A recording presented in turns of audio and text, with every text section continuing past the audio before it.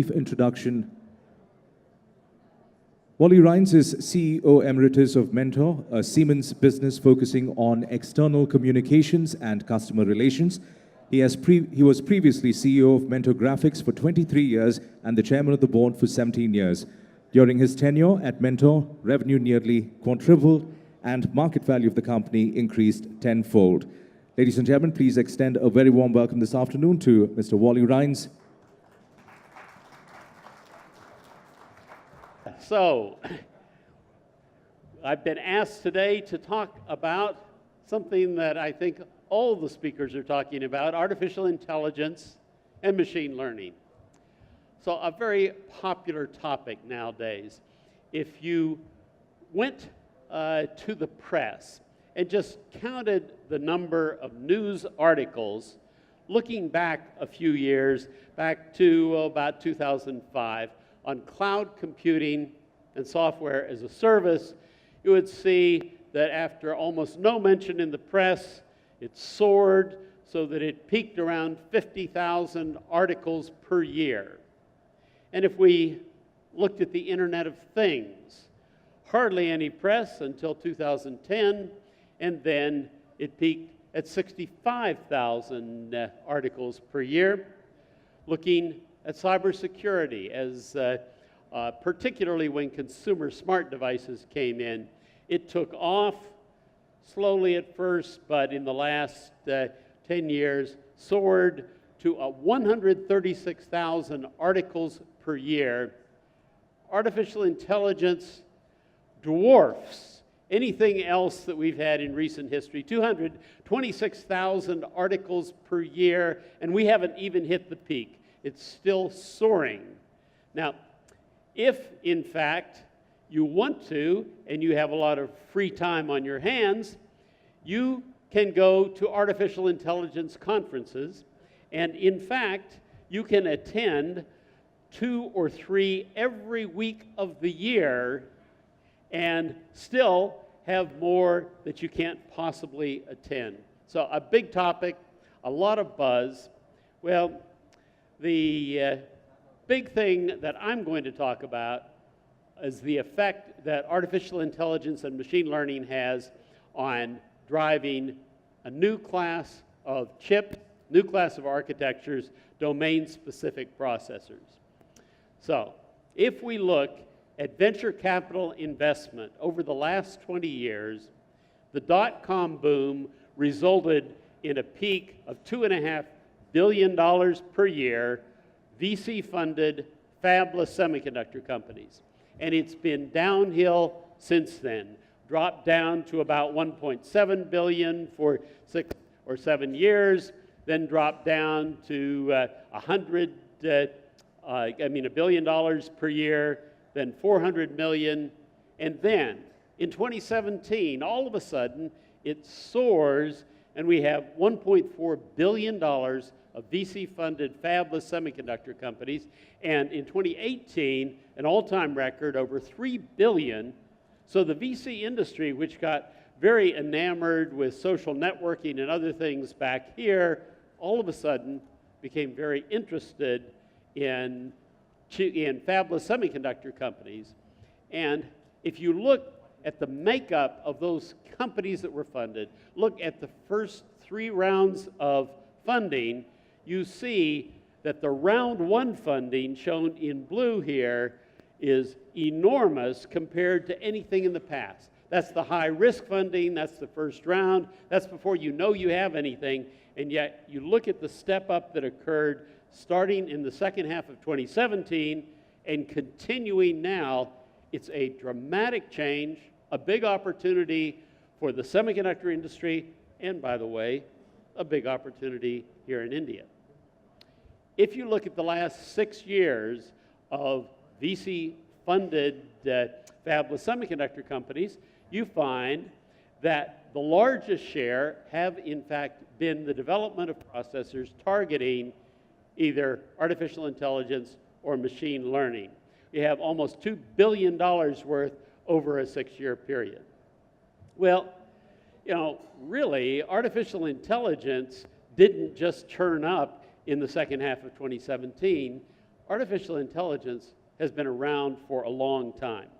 Let's go back to 1986. In July of 1986, this is the magazine High Technology that appeared, and it highlights heavyweights get into the game and so on. Now, does anyone recognize me there?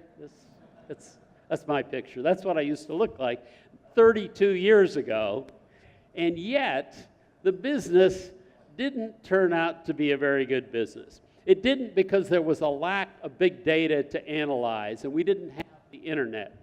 There was limited computing power to do things with the data, and a need for more advanced algorithms. But the single biggest thing was there was no obvious killer application that you could make money with. Well, each of those things has gone away, and so in the last few years, all of a sudden, we have a new environment. And the computation required for machine learning and artificial intelligence in general is requiring a different dynamic, a different kind of computer architecture, something different from the classical von Neumann architecture with instruction and data flowing in, which has served us very well to perform applications like floating point processing, where machines clearly outperform humans, but in the many other areas, humans are still way ahead. In fact, we are orders of magnitude away from being able to match the human brain in a variety of functions, including pattern recognition. Of course, computer memory and human brain density of neurons is approaching and will, in fact, get to the same level of density, but we have things like power and energy consumption with a long way to go. Total energy per task, your brain versus a typical computer, 8 orders of magnitude improvement left. So you are all going to be employed for a long time in solving this problem. Now, basic to the new chips coming out, a very large share have embedded neural networks. Neural networks to do the deep learning, to store non-volatilely the information. And when we talk about deep learning, we're talking about the number of layers that we put in the network, the processing we do at each, and the increasing level of accuracy and performance that we can achieve with deep neural networks.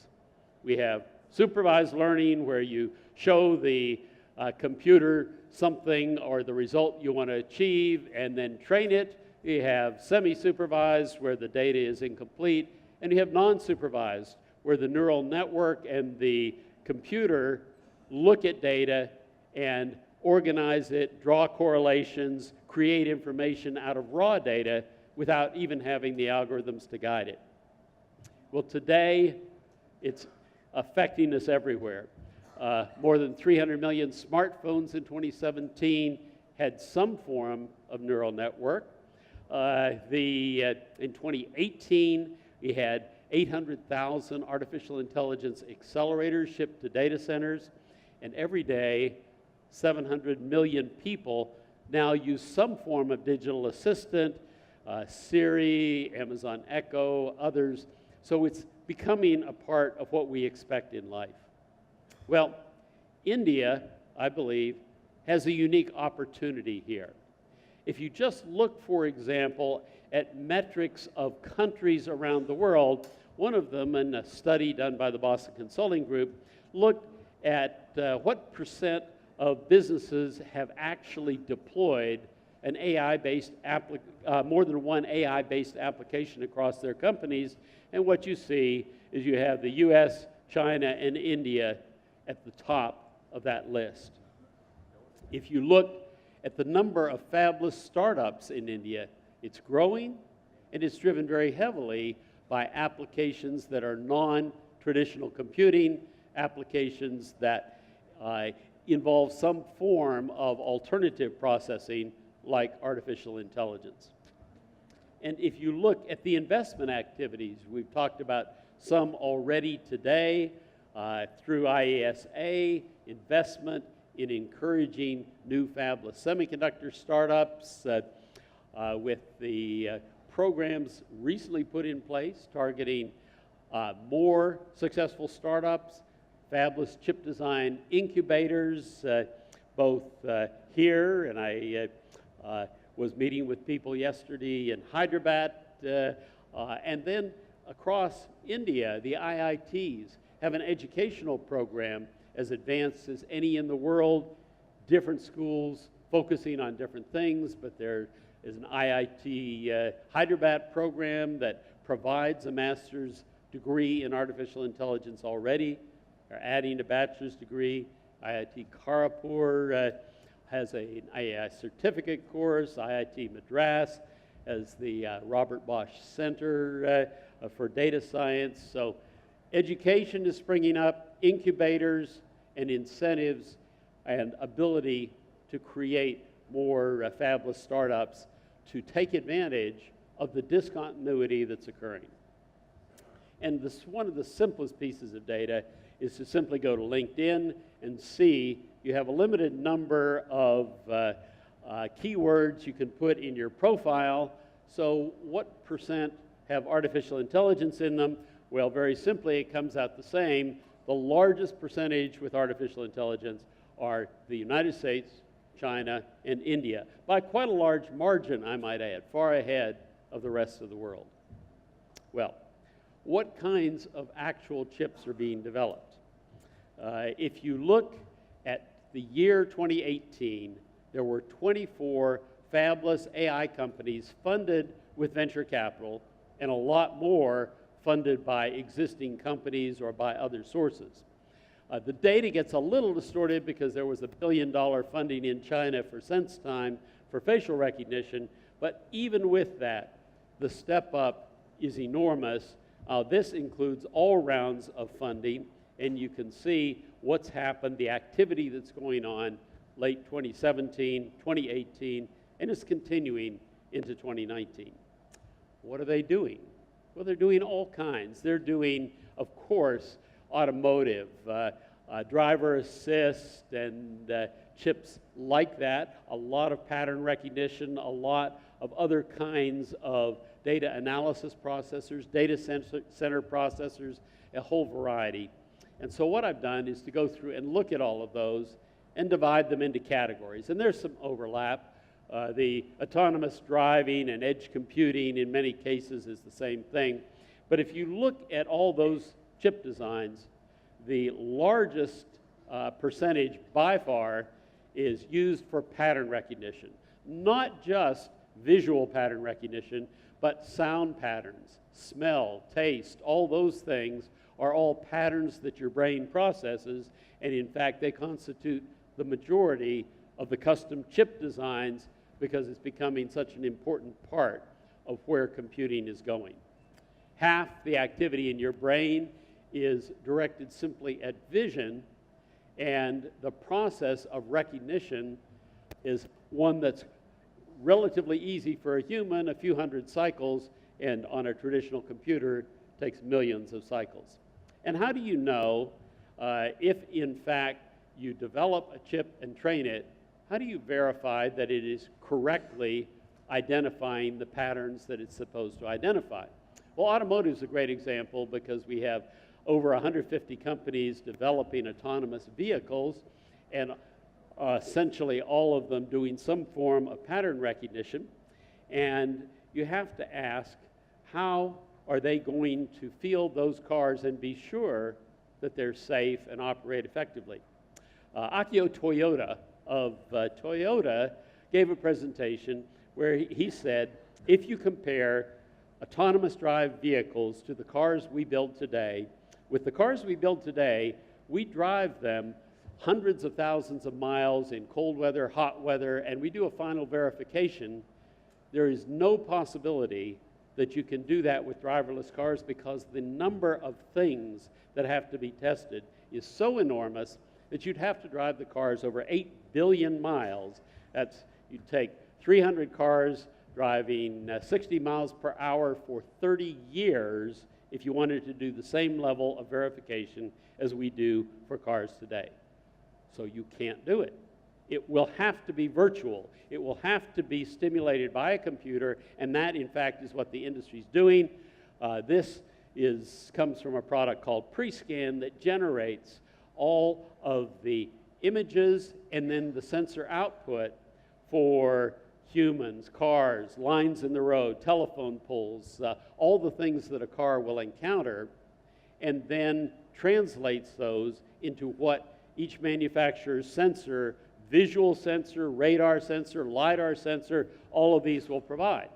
Well, you can collect all this data, and they have now, I believe, 30,000 scenarios, so now you can test the vehicle if you know how to analyze all that data from the sensors. How do we do that? Hey, we're semiconductor guys. We hook it to an emulator, and sure enough, the data goes in the emulator, you process the image, you do the sensor fusion, you overlay images, but that doesn't give you the whole thing. You need to have simulation models for the engine, the transmission, the steering, and so on. And so you hook it to that through a functional mock-up. And in fact, these verification platforms are in use today in the industry by people developing driverless cars.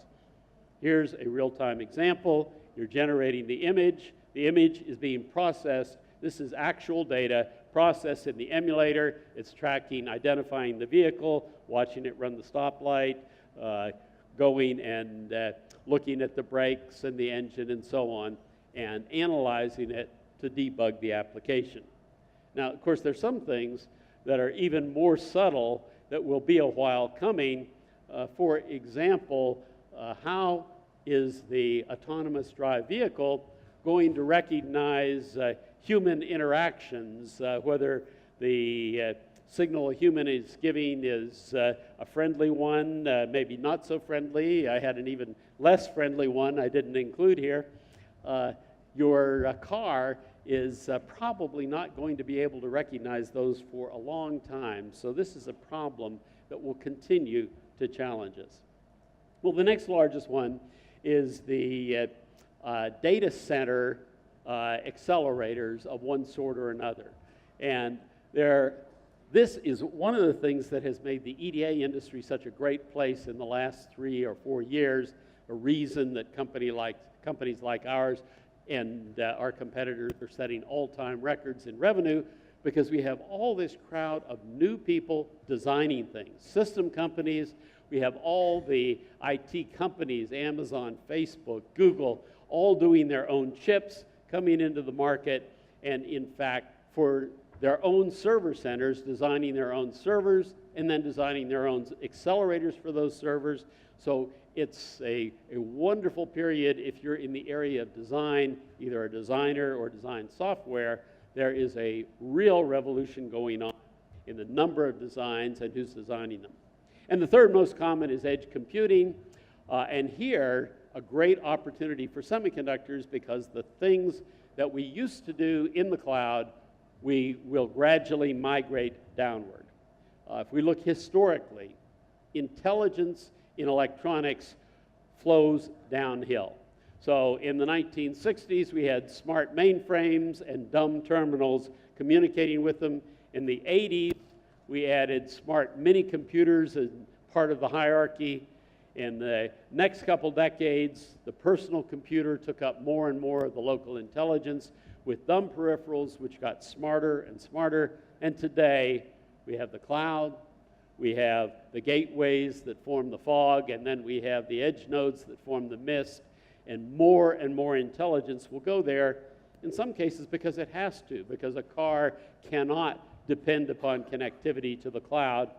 But there are other reasons too, the expense, the latency, all the other things that say we need to force the intelligence downward. That means smarter chips, that means big opportunity. Well, so why are small companies able to develop these big AI chips? 5 years ago, we were giving presentations saying, gee, only a few companies can afford the $100 million to design a big VLSI chip. Now, all of a sudden, I'm showing you dozens and dozens of little companies getting millions of dollars to fund these chips, and it's not requiring that much money. So what's happened? Well, the answer is that the methodology has changed.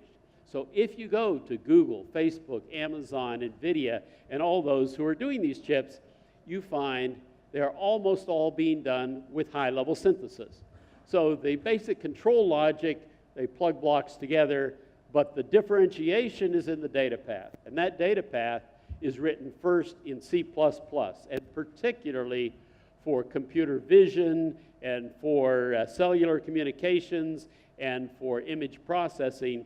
All of these need the reduced time to market. They need to be able to target both FPGAs and full custom designs.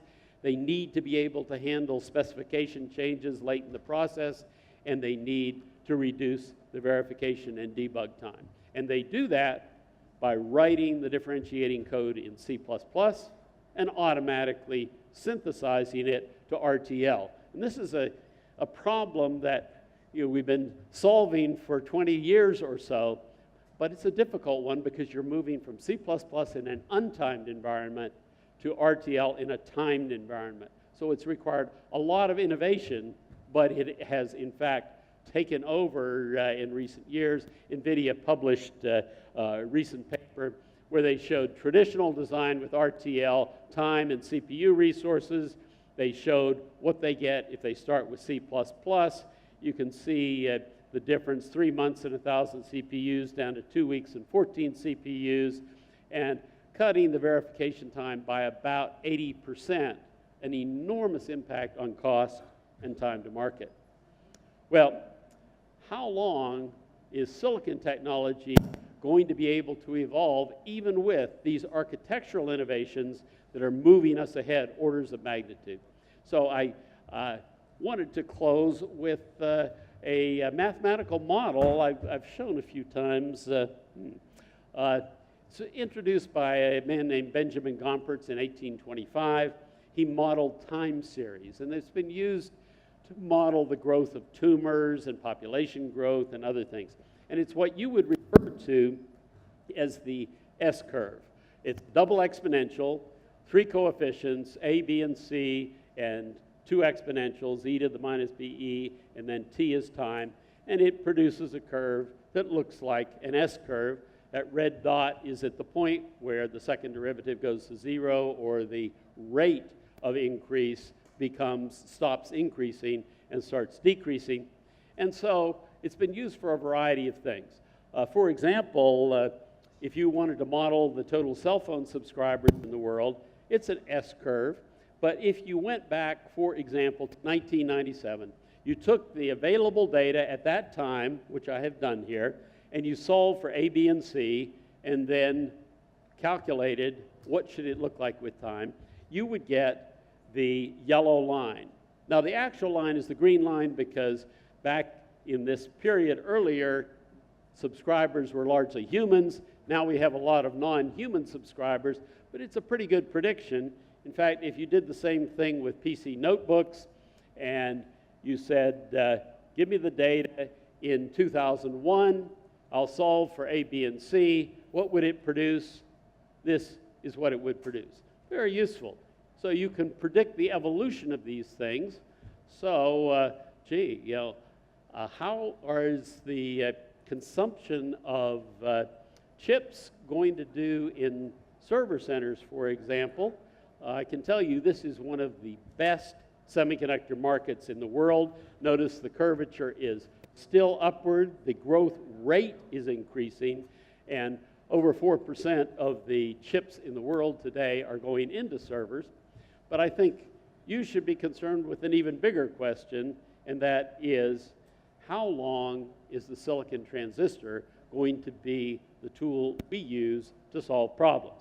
Well, as you can see, if you plot transistors cumulatively and you do it by time, you can hardly even see how many transistors we've produced so far, although the curve is heading upward. In fact, the growth rate is still increasing. We're right here today, and the growth rate of transistors produced is going to increase until the year 2038. That's when you'll hit the second derivative will turn to 0. Then the growth rate will slow, but we won't hit saturation until sometime out here in the 2050s, so I don't expect to be giving speeches anymore at that time.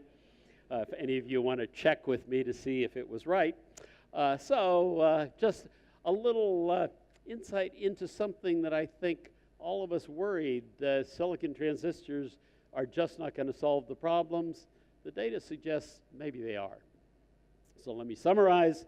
The run rate of venture capital spending for domain-specific chips has accelerated more than 5x in the past year.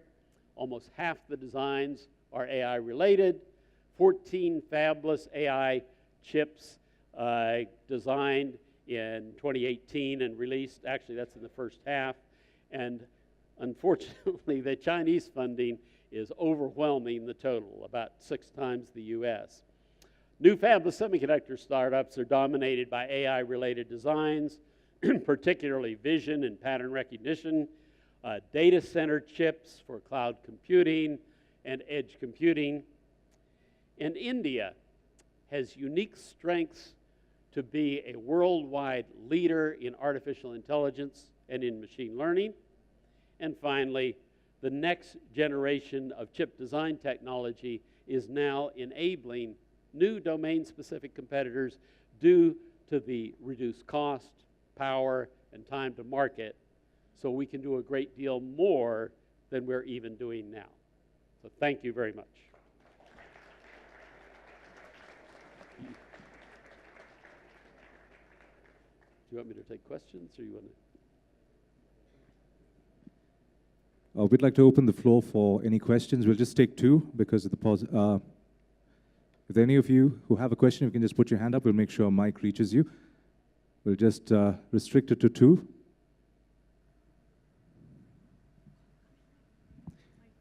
If there aren't any, I'd like to request you to please give him a big round of applause once again. We'd like to thank Rhines. So if you could just stay back.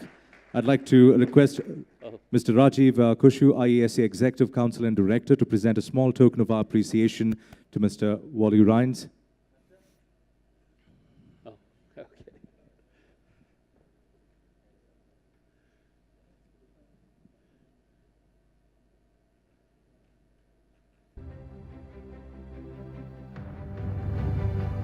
Very nice.